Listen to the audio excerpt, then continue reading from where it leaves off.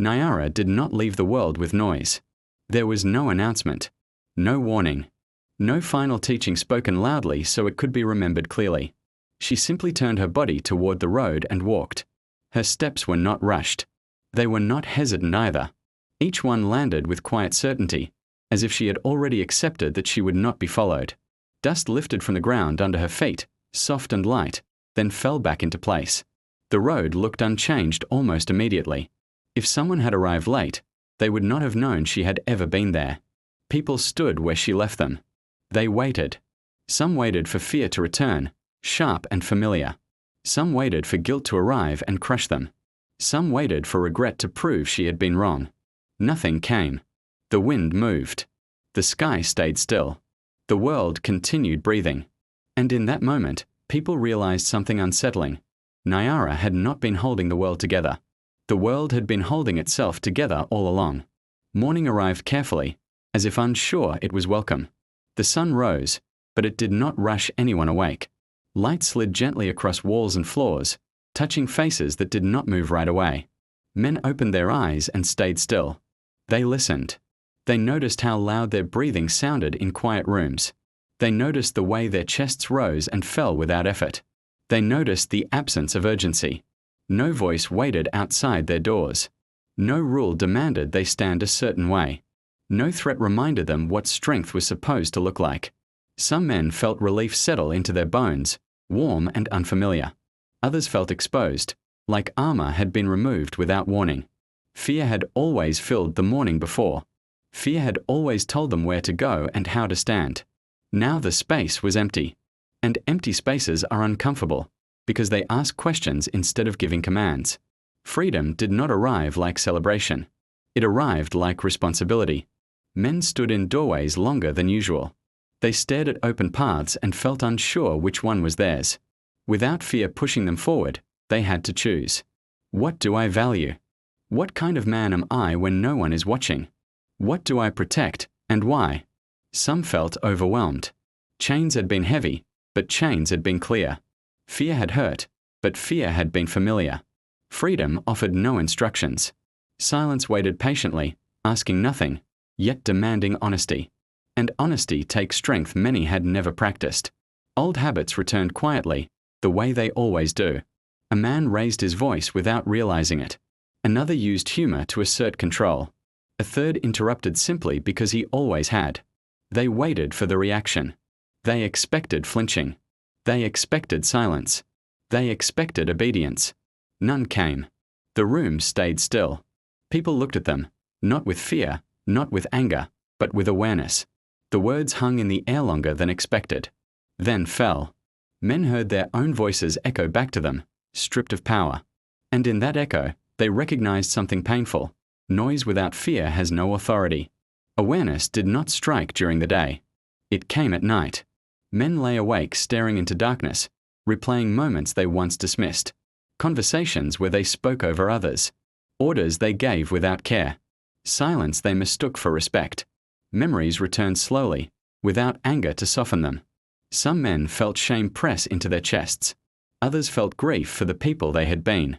Some cried quietly, unsure when tears had become allowed. But no one mocked them. No one punished them.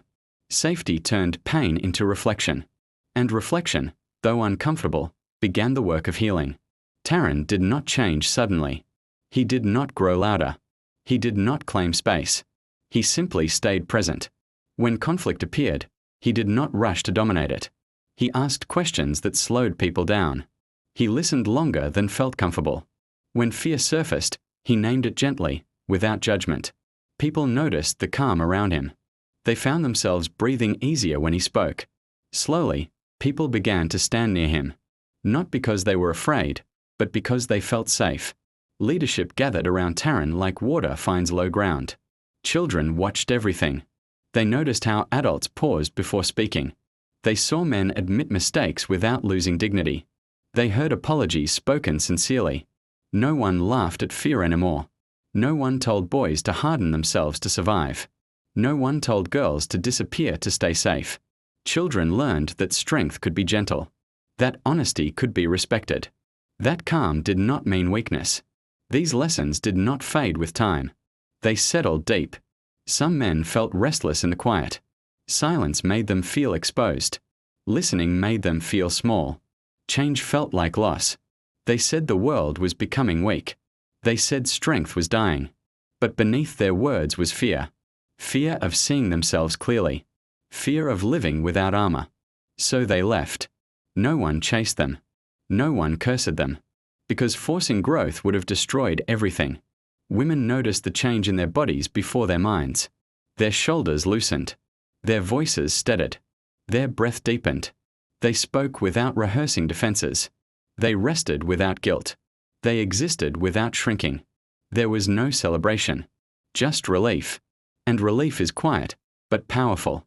Far beyond Stone Wake, rulers felt uneasy. Orders no longer carried weight. Punishments no longer inspired fear. Questions traveled faster than threats. People did not rise in rebellion. They simply stopped accepting cruelty as normal. And power built on fear cannot survive awareness. People argued softly. Is this weakness? Is this peace? Is this dangerous? They searched for language to describe something unfamiliar. But beneath every conversation was the same truth.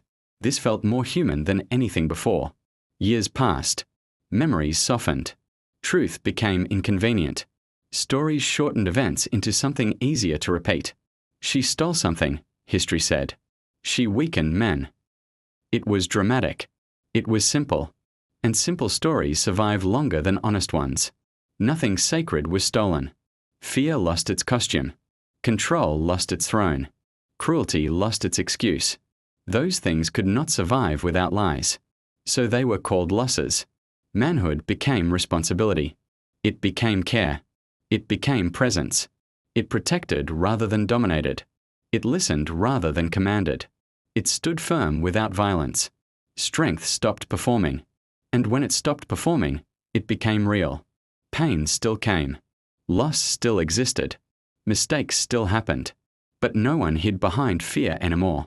People faced life together. And healing, though slow, continued. Songs painted Nyara as dangerous.